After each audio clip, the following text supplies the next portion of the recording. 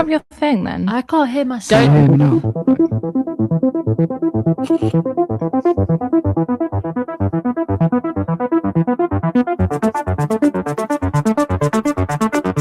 This is Leeds Trinity University. Hi there, welcome back to Yorkshire Voice News, and this is the podcast. So guys, what do you think about Rihanna's house having a shooting on Sunday night for us?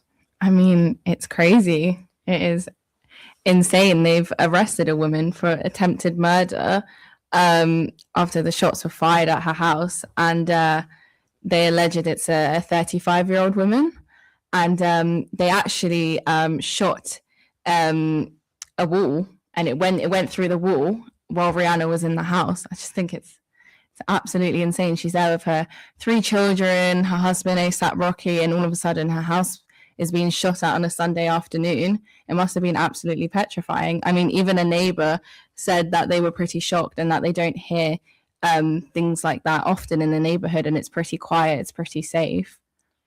I just want to know what the motive was behind it. Me too. Because why would you just randomly shoot up Rihanna's house on a Sunday afternoon?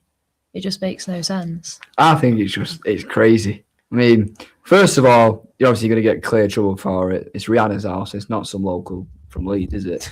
So, I just feel like, if you're going to do that, you're asking to get some sort of prison sentence. Yeah. My guess is probably just some sort of either crazy super fan or just some lunatic, probably. I have this theory that it's someone in the music industry, because we all know that Rihanna said she's back in the studio after 10 plus years, and all of a sudden she's announced that, and bow, shots are blown. Yeah, somebody could have hired a hit woman. I think so too.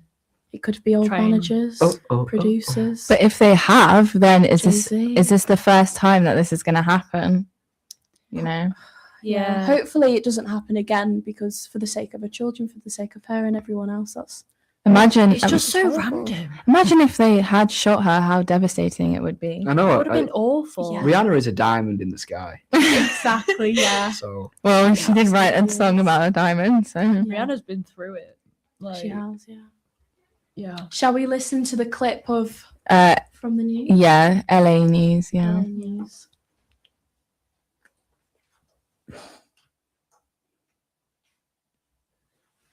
Right now, it's sort of a chaotic scene because it's a one-way street where Rihanna lives. Right now, police have asked us to move, and they have shut down the road so they can do additional analysis. Now, there is a Facebook page matching the suspect's description with bizarre posts about not just Rihanna, but also singer Cardi B. Take a look above. Sky 5 is overhead where the Grammy winner's mansion is. It's been quiet all morning until about the last hour, where we've seen members of her team coming and going from her home, even loading up a van full of. That is absolutely crazy. What do you guys think of that? Well, it's mad. I mean, just chilling in your home, and then, it's the kids, the children, the innocent children. Yeah. She's got 3 kids, and all of a sudden, it's as a celebrity being in the limelight. You fear a lot of the time, but scary. I didn't expect that. What's next on the agenda? You wanted to talk. Yeah, I did actually. I did want to have a little conversation. So obviously there was Celtic versus Rangers this weekend, or should I say Rangers versus Celtic in the Scottish Cup. If you don't know, it's a very fierce rivalry between the two of them. And essentially, it got out of hand. It really got out of hand. Obviously, the Rangers fans have been banned, and Celtic fans have been banned from going to each away end for a few seasons now, and I think they've now let it happen. And it resulted in an absolute brawl and a rumble. Celtic fans on the pitch, Rangers fans on the pitch having a massive fight. I feel like, even if you don't watch football, it's just like, you're not there for an absolute brawl out, are you? A riot. What do you lot think of that? It's just crazy, football hooligans. They like to. They just ruin it for everybody else, I think. Yeah. They get a bit too into it sometimes. Yeah, I mean, we've got the World Cup coming up. Yeah, I'm looking forward to it. I am looking forward to it, but we all know that the amount of fights are going to increase. Yeah. Domestic violence will increase as well. I think football, as much as it's the most popular sport, is also a very dangerous one for fans who get overly excited and for players. What are our predictions for the World Cup? Who do we think is going to be in the top 3, or who's going to win? England. You think England? Yeah. Do you think it's coming home? Potentially, we don't know. No, I reckon probably Brazil have got a good do with it this year. You think so? I reckon France always as well. Mm. What's next on the agenda? Well, we know that the FA Cup, speaking of football, Leeds have just played. Yeah. What did they played, Joe? They won 3. Well, they beat Norwich. Yeah. I feel like, no, it's big for a city as well. When a city is kind of getting on the map in a very,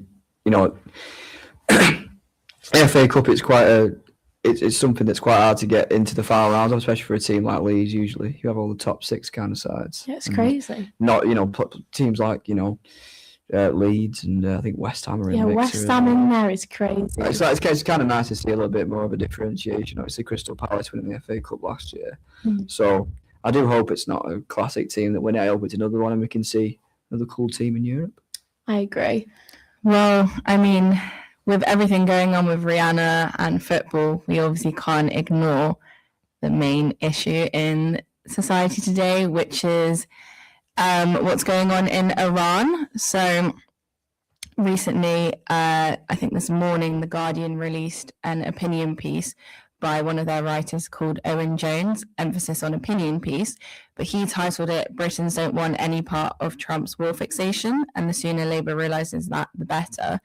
And he just goes into talk about how the British involvement in the Iranian war is not a policy question on which reasonable people might disagree, like, for example, raising taxes, that is in fact a grave crime, and that he frames that conservative patriots demand that Britain acts as Trump's poodle. And I just wanted to get everyone's thoughts on it. I mean, how do you guys feel about Britain's involvement? Would you fight for Britain? I'm not really in support of war, and when it comes to this situation, I really think we should just really leave it and not take account. Well, not obviously take it. I can't really I think nowadays young people, I think there's such a big change. we really Obviously, don't want war. naturally there would be a change since World War II, but I think the propaganda in World War II was framed as fight for your country, be strong, be fierce. And I think nowadays you see lots of young people wouldn't fight for their country. I think a lot of young people have realised how bad propaganda was during the World War and the World War II. And I think we as Gen Z and other generations, we realise war is more bad than good, and it brings more bad than good, in my personal opinion. And I also think that's because we've been taught the history of all the other wars, so we know what the aftermath is like, compared to the other generations who might not have been, who have been involved in wars that haven't been taught the aftermath of wars and stuff in history. I personally wouldn't fight because I just don't see the point. What are you gaining from going to war? Yeah, and we can't ignore the destruction that's happened. Like, more than 1,000 civilians have been confirmed killed in Iran. And, a lot of school kids, mostly little girls, includes 160 people killed in a strike on a school, the medical facilities. And I think as a younger generation, I have hope that we, don't support these war crimes and that we fight against them. And the Guardian report even said that the Chilcot inquiry found that the British government has been explicitly warned that invading Iraq would increase the threat of terrorism. So it would be actually very dangerous for us. Yeah, I think it's kind of crazy how the world is at the moment. There always seems to be something new coming up. We've had various different political issues, with America, England, Palestine and Israel, Iran. I think it just comes to a point where I don't know if anyone else agrees. It's just kind of you're sick of hearing it, and it's not in a sense of you can't be, you're not bothered, but it's more of a sense of you're sick of the fact that these awful things that are happening to mostly innocent people, and it's it's a lot over politics, and realistically down to it over money.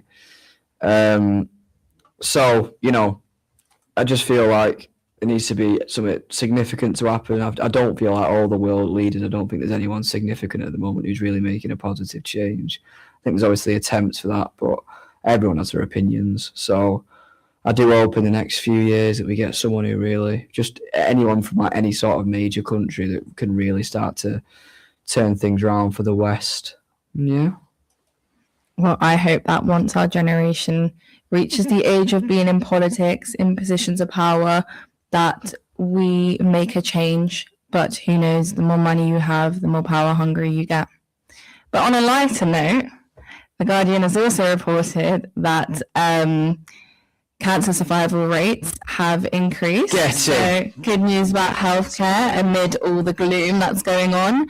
So there's been new analysis from Cancer Research UK. It's revealed there's been a 29% drop in the rate of people dying from cancer compared to with 40 years ago. And obviously this counteracts all the grim headlines that have been circulating about, health and death.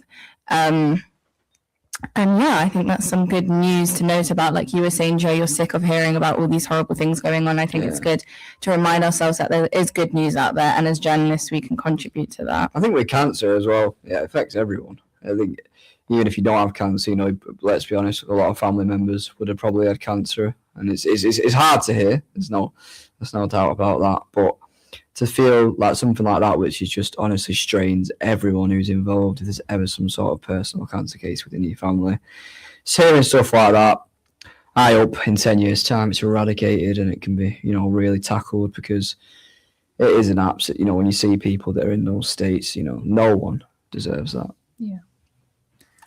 And I think that's a wrap, guys. Thank you so much for tuning in. Anytime. I'm Martina Williams, and I'm Joe Foster. I'm Amelie Da Costa. I'm Alessia Georgiou. And we'll see you in the next episode.